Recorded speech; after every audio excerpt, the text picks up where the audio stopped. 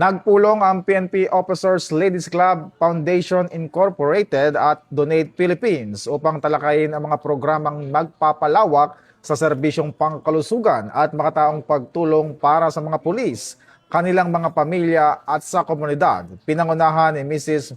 Mirna J. Reyes, President and Chairwoman ng Donate Philippines, kasama si Mr. Agaton Javier, National President ng the Fraternal Order of Eagles, at nakipagpulong kay Mrs. Mary Rose Onar Tates, ang National Advisor ng PNP OLC-FI. Nagkaloob ang Donate Philippines ng 500 flu vaccines sa PNP OLC-FI. Layo nitong mapalakas ang kalusugan at proteksyon ng mga kapulisan at iba pang benepisyaryo.